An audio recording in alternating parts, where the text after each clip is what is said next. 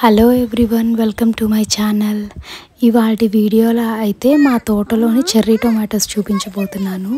So ఇవేనండి, చాలా చాలా అయితే ఇవి కాసేసి ఉన్నాయి.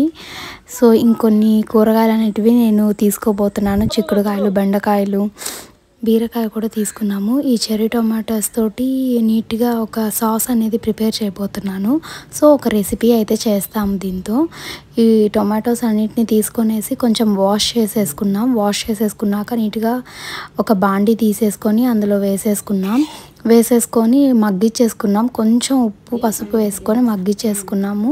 అది మిక్సీ వేసేసుకొని షుగర్ వేసేసుకొని మిక్సీ పట్టేసుకుందాం. చాలా స్మూత్ పేస్ట్గా చేసేసుకుందాం. దీన్ని పక్కన పెట్టేసేసుకోవాలి. మేము ఇంకా ఇదైతే చెర్రీ టొమాటోస్, గార్లిక్, జింజర్, ఇంకొన్ని హర్బ్స్ వేసేసుకొని ఇది అయితే మేము ప్రిపేర్ చేసి పెట్టేసుకున్నాము.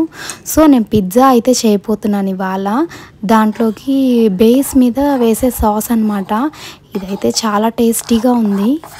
సో పిజ్జా కోసం ముందుగా కొంచెం వేడి నీళ్ళలో ఒక spoon east and 1 spoon honey వేసుకొని నానబెట్టేసుకుందాం.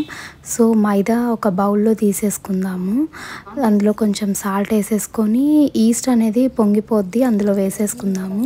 నీట్గా కొంచెం మిక్స్ చేసేసుకొని ఒక టేబుల్ స్పూన్ ఆయిల్ తీసుకొని అందులో వేసుకుందాము.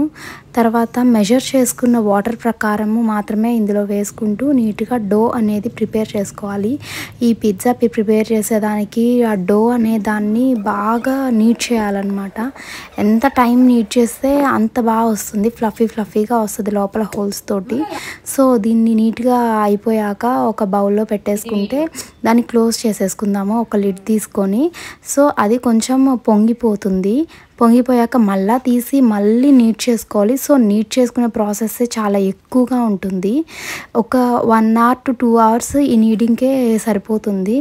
సో ఒక 3 partsలో మేము డివైడ్ చేసేసుకున్నాము. ఒక 3 పిజ్జాస్ చేయబోతున్నాము. దీనికోసం అయితే నీట్గా పిజ్జా బేస్ అనేది ప్రిపేర్ చేసేసుకుందాము. చాలా గట్టిగా కాకుండా స్లోగా అనేది రోల్ చేసుకోవాలి. సో దీనికి చికెన్ పిజ్జా కోసము మ్యారినేట్ చేసుకున్న చికెన్ని తీసేసుకుందాము. కొన్ని పిజ్జా బేస్కి సంబంధించిన హర్బ్స్ అనేటివి తీసుకొని మ్యారినేట్ చేసుకున్నాం with salt and pepper. So అదైతే నీట్గా అయిపోయింది. దీనికోసము ప్రిపేర్ చేసుకున్న ఈ టొమాటో సాస్ అయితే ఏమైతే ఉందో అదైతే నీట్గా అప్లై చేసేసుకుందాము. అందులోనే కొంచెం చీజ్ అండ్ నేను చూపించినవన్నీ అందులో వేసేసుకుందాము. ఇదైతే పన్నీర్ పిజ్జా కోసము. Paneer pizza and chicken pizza అనేది మేము ప్రిపేర్ చేయబోతున్నాం కాబట్టి సో మేమైతే నీట్గా ఇవన్నీ ప్రిపేర్ చేసేసుకున్నాము. ఒక 180 degrees సెంటిగ్రేడ్లో ముందుగానే ఓవెన్ అనేది ప్రీహీట్ చేసేసుకోవాలి. ప్రీహీట్ చేసేసుకున్నాక నీట్గా ఇది బేక్ చేసేసుకుందాము. హ్యాపీగా ఇది ఇంట్లోనే ప్రిపేర్ చేసుకోవచ్చు చాలా ఈజీగా. ప్రాసెస్ అనేది చాలా ఎక్కువ టైం పడుతుంది, బట్ ఇంట్లో చేసుకునేది ఎలాగైనా హెల్తీగానే ఉంటుంది. హెల్తీ అండ్ డెలీషియస్ పిజ్జా అయితే రెడీ అవ్వబోతుంది. సో ఇది అయిపోయిందండి.